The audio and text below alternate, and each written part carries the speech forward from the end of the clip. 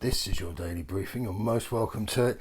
What a week it's been. Really strange, awkward, just annoying week. The Y word debate looks like something nobody fancies being forced to explain their skewed thinking upon. And how to them rational thought is something that happens to other people. It's a real pity. But no matter, I'm not going to do have I got news for you thing and just do a split screen with a block of lard or anything, but I am gonna unload, is the only way I can put it, upon you all my I think just very coherent points that I've put together, and my gut feeling is that there's nobody out there with the minerals, the guts to actually stand up and say, no, you're wrong, you've got it wrong. And this is why you've got it wrong. And that strikes me as a terrible pity. All we're getting is drip-fed this, you mustn't do that, from up on high by people who are staring down their noses at us. I don't care for it at all. I'm very much a lunatic biblical character casting out the moneylenders. Stuff like this really gets up my nose. And that's been a theme that has continued through the football business, football side of things, in relation to Antonio Conte's interview with Sky Sports Italy. That interview brought out the inner religious scholar in those people that comprise the utter dregs of the footballing world. Just wading through the just people not getting it, not being able to read 2 + 2 = 4 and say, well, in theory, if one were to look at it, it's 3.5 and between that and 4.2. No, 2 and 2 is 4, mate. 2 + 2 is 4. Always has been, always will be. I don't want to even acknowledge your stupidity by suggesting that you have an agenda. I just don't think you're very bright.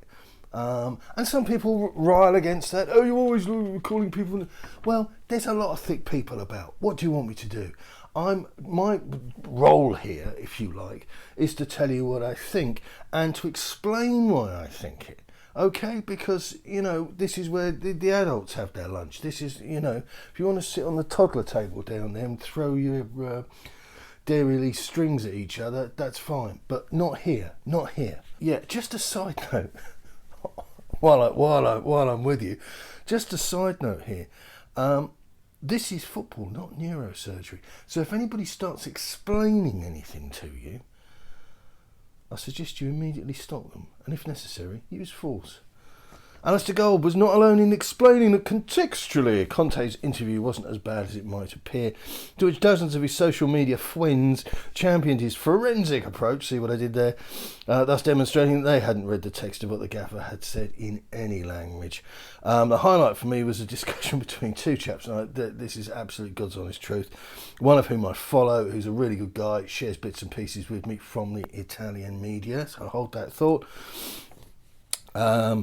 And we were he had started off a thing saying this isn't good, he's gone in the summer, and then this randomer loudly wades in and proclaimed that in Italian Conte meant something entirely different to that which was being reported. And the chap I follow said that as Italian was his mother tongue, this was not actually the case. And the moment we've all been waiting for has arrived for Manchester City this tea time. City manager Pep Guardiola expects Jack Grealish to miss out again due to a shin injury that has seen him sit out their last 2 games. Gabriel Jesus and Cole Palmer remain on the sidelines. Tottenham head coach Antonio Conte is boosted by the ability of Eric Dyer, who missed the last 3 games with a thigh injury. That said, he will be without Oliver Skipp, Japhet Tanganga and an unnamed player due to COVID-19. This makes for very grim reading unless you're a Manchester City fan. City have earned 43 points from 45 available in the Premier League since losing to Crystal Palace in October. The aggregate score in these matches amounts to 41-8.